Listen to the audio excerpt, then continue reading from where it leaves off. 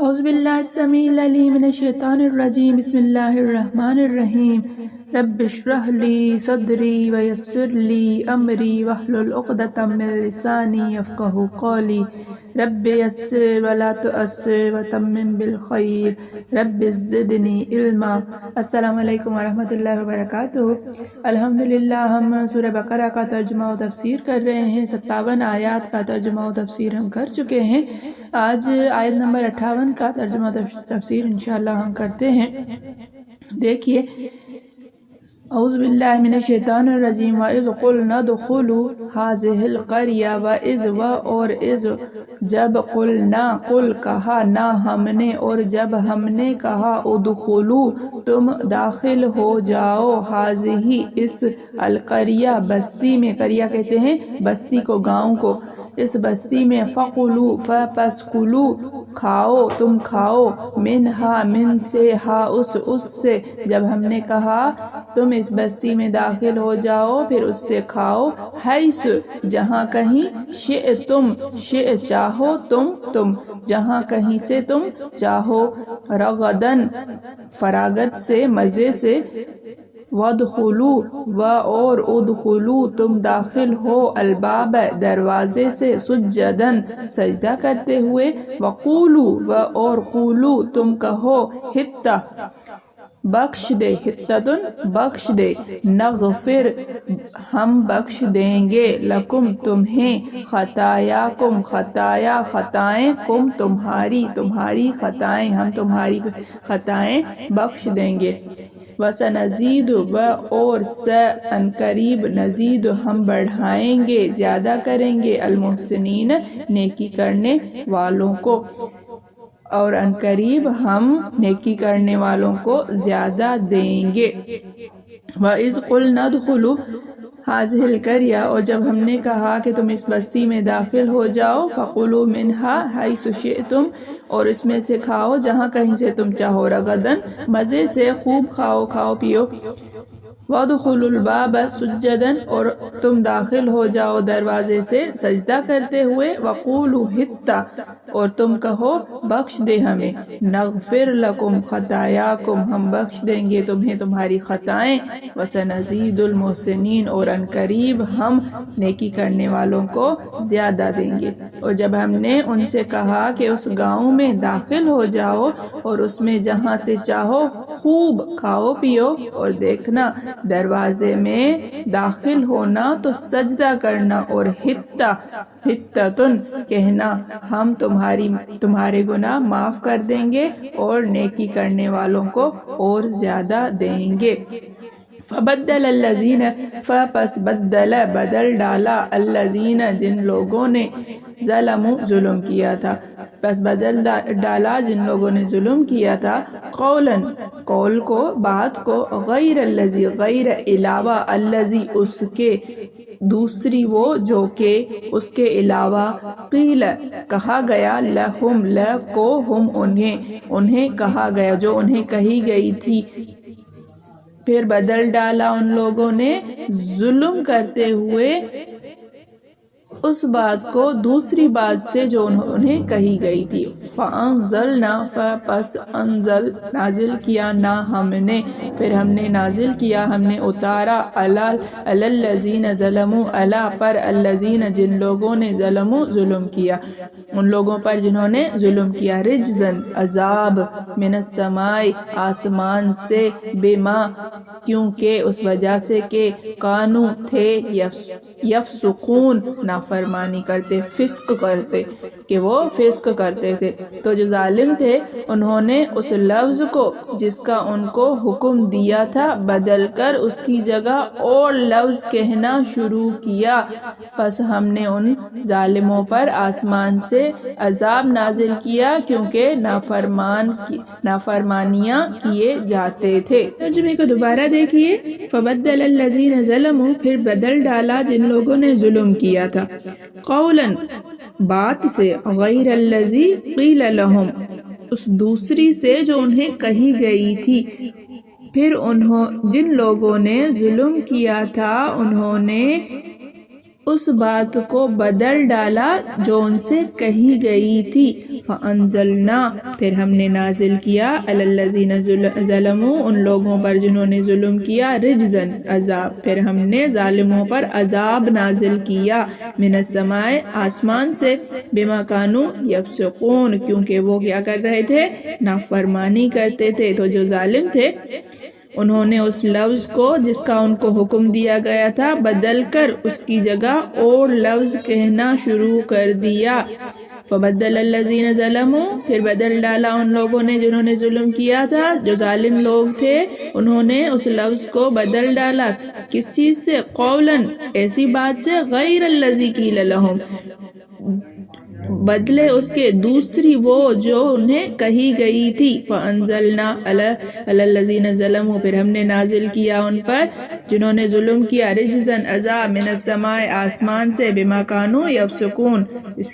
اس وجہ سے کیونکہ وہ نافرمانی کرتے تھے۔ اب تفسیر کی طرف دیکھیے، جیسا کہ ذکر چل رہا ہے بنی اسرائیل کا، ہم پڑھ کر آئے کہ بنی اسرائیل کو حضرت موسیٰ علیہ السلام لے کر آئے، آزاد کروا کر لائے، اور پھر ان کو جانا تھا اپنے اصلی آبائی شہر بیت المقدس۔ اسی کا ذکر ہو رہا ہے کہ پہلے ان سے کہا گیا کہ آپ ان سے امالیک کا وہاں پر قبضہ تھا، ان سے جنگ کرو اور آزاد کروا کے اپنے ملک میں، اپنی زمین میں، اپنی پاک زمین میں جا کر بسو۔ انہوں نے وہاں سے بھی انکار کر دیا تو ان کو وادی تیہ میں سزا کے طور پر وہاں پہ محصور کر دیا گیا تھا، اور وہاں پر بھی ان کو بہت ساری جو ہے نعمتیں دی گئی تھی۔ اس کے بعد پھر حضرت موسیٰ علیہ السلام نے آزاد کروایا، پھر ان کو حکم ہوا کہ اب بیت المقدس میں کس طرح سے داخل ہونا ہے۔ اب بیت المقدس آزاد ہو گیا امالیک سے، اب یہاں ان کو جانے کا حکم دیا جا رہا ہے کہ اپنے اس گاؤں میں کس طرح سے داخل ہو جاؤ۔ دیکھیے پڑھتے ہوئے چلتے ہیں اور اس کو سمجھتے بھی ہیں۔ یہود کی پھر حکم عدولی کے، انہیں جو حکم دیا تھا انہوں نے اس کی خلاف ورزی کی، ایک اور خلاف ورزی ان کی دیکھیے۔ جب موسیٰ علیہ السلام بنی اسرائیل کو لے کر مصر سے آئے اور انہیں ارض مقدس میں داخل ہونے کا حکم ہوا جو ان کی موروثی زمین تھی، ان سے کہا گیا کہ یہاں جو امالیق ہیں ان سے جہاد کرو، تو ان لوگوں نے نامردی دکھائی، جس کی سزا میں انہیں میدان تیہ میں ڈال دیا گیا، جیسے کہ سورہ مائدہ میں ذکر ہے۔ انشاءاللہ آگے بھی ہم اس کو تفصیلاً پڑھیں گے، پیچھے میں آپ کو تھوڑا بہت بتا کر آئی ہوں۔ قریہ سے مراد بیت المقدس ہے، یہ قریہ ہے نا، حاضر القریہ، یہ بیت المقدس سے مراد ہے۔ قرآن کریم میں ہے کہ موسیٰ علیہ السلام نے اپنی قوم سے کہا کہ اے میری قوم، اس پاک زمین میں جاؤ جو تمہارے لیے لکھ دی گئی ہے۔ بعض کہتے ہیں اس سے مراد ریخا ہے، اور بعض نے کہا ہے کہ مصر مراد ہے۔ یہ تفاسیر ہیں بعض، لیکن اصل مراد جو ہے وہ بیت المقدس ہی ہے۔ یہ واقعہ تیہ سے نکلنے کے بعد کا ہے۔ جمعے کا دن شام کو اللہ تعالیٰ نے انہیں اس پر فتح عطا کی، بلکہ سورج کو ان کے لیے ذرا سی دیر ٹھہرا دیا تھا تاکہ فتح ہو جائے۔ فتح کے بعد انہیں حکم ہوا کہ اس شہر میں سجدہ کرتے ہوئے داخل ہوں، جو اس فتح کا اظہار تشکر کا مظہر ہوگا۔ ابن عباس نے رضی اللہ تعالیٰ عنہ نے سجدے سے مراد رکوع لیا ہے۔ راوی کہتے ہیں کہ سجدے سے مراد یہاں پر خشوع و خضوع ہے، کیونکہ حقیقت پر اسے محمول کرنا ناممکن ہے کہ وہ سجدہ کرتے ہوئے بالکل کیسے داخل ہوں گے، تو وہ جھکتے ہوئے، انہیں حکم تھا کہ خشوع و خضوع سے سر کو جھکاتے ہوئے داخل ہو جاؤ۔ حضرت ابن عباس کہتے ہیں یہ دروازہ قبلے کی جانب تھا، اس کا نام باب الحتہ تھا۔ رازی نے یہ بھی کہا ہے کہ دروازے سے مراد جہت قبلہ ہے، بجائے سجدے کے اس قوم نے اپنی رانوں پر کھسکنا شروع کیا، جھکے نہیں بلکہ جیسے گھسٹ گھسٹ کے بچہ چلتا ہے نا رانوں پر، ایسے چلتے ہوئے گئے اور سر کو اونچا ہی رکھا انہوں نے، اور کروٹ کے بل داخل ہونے لگے، سروں کو جھکانے کے بجائے اور اونچا کر لیا۔ حتہ کے معنی بخشش کے ہیں، جو معافی طلب کرتے ہوئے، گناہوں کی بخشش طلب کرتے ہوئے ان کو اندر داخل ہونے کا حکم تھا، انہوں نے اس کے الٹ کیا۔ بعض نے کہا ہے کہ یہ امر حق ہے۔ اکرمہ کہتے ہیں اس سے مراد آیت لا الہ الا اللہ کہنا ہے۔ یہ حتہ کی جو ہے وہ مختلف تفاسیر کی جا رہی ہیں کہ اس سے مراد لا الہ الا اللہ کہنا ہے، اسے مراد بخشش طلب کرنا ہے وغیرہ وغیرہ۔ حضرت حسن اور حضرت قتادہ فرماتے ہیں اس کے معنی یہ ہیں کہ اللہ ہماری خطاؤں کو ہم سے دور کر دے، پھر ان سے وعدہ کیا جاتا ہے کہ اگر تم اسی طرح یہی کہتے ہوئے شہر میں جاؤ گے اور اس فتح کے وقت بھی اپنی پستی اور اللہ کی نعمت اور اپنے گناہوں کا اقرار کرو گے اور مجھ سے بخشش مانگو گے، تو چونکہ یہ چیزیں بہت ہی پسند ہیں میں تمہاری خطاؤں سے درگزر کر لوں گا۔ دیکھیے کہ فتح مکہ کے موقع پر بھی اللہ تعالیٰ کا ارشاد ہوا تھا، اذا جاء نصر اللہ نازل ہوئی تھی صورت کہ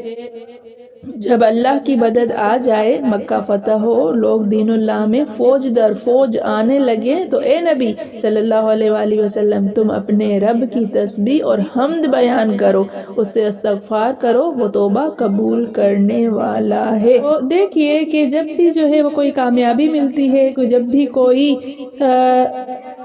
آپ کو فتح ملے، کسی چیز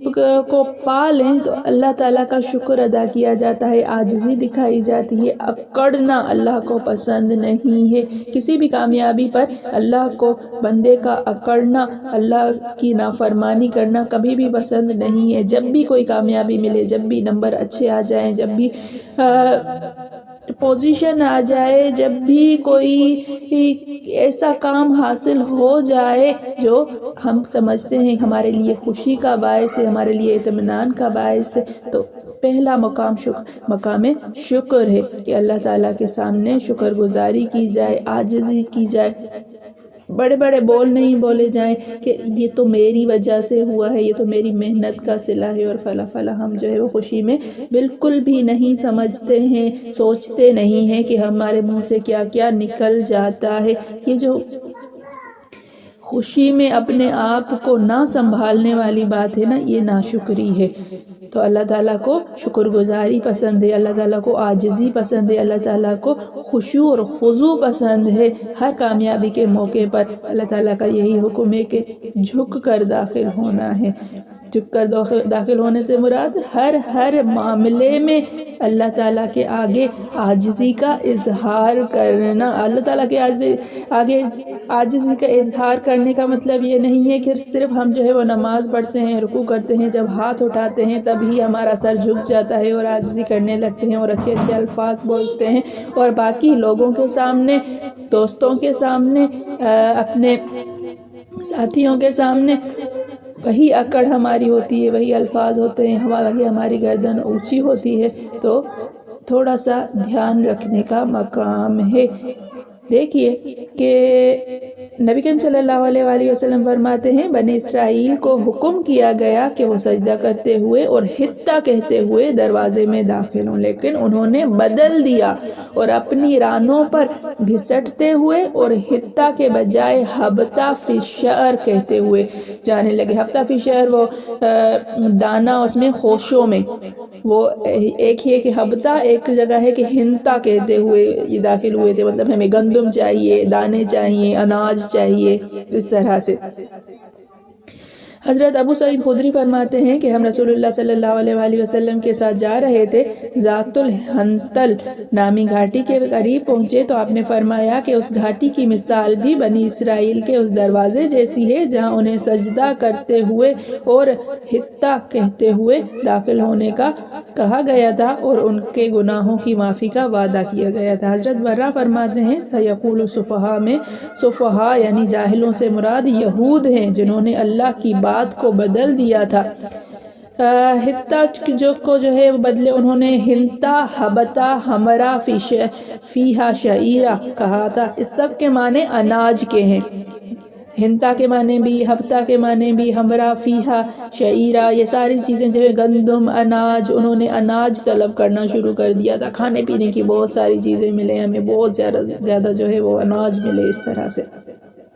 ان کی اپنی زبان میں یہ الفاظ تھے کہ حتی سمعانا ازبتن مذبن۔ ابن عباس بھی ان کی اسی لفظی تبدیلی کو بیان فرماتے ہیں کہ رکوع کرنے کے بدلے وہ رانوں پر گھسٹتے ہوئے اور حتی کے بدلے ہنتا کہتے ہوئے داخل ہوئے۔ ہنتا کا مطلب اناج ہے، وہی گندم اناج، یہی چیز انہوں نے کہی تھی۔ آپ کو کوئی بھی بات سمجھ میں نہ آئی ہو تو آپ پوچھ سکتے ہیں۔ اللہ تعالیٰ ہم سب کا حامی و ناصر ہو۔ میرے پڑھانے میں، آپ کے پڑھنے میں، میرے سمجھانے میں، آپ کے سمجھنے میں کوئی غلطی، خطا، بھول چوک ہو گئی ہو تو میں اللہ تعالیٰ کے حضور میں توبہ کرتی ہوں اور معافی کی خواستگار ہوں۔ ربنا تقبل منا انک انت السمیع العلیم۔ السلام علیکم ورحمۃ اللہ وبرکاتہ۔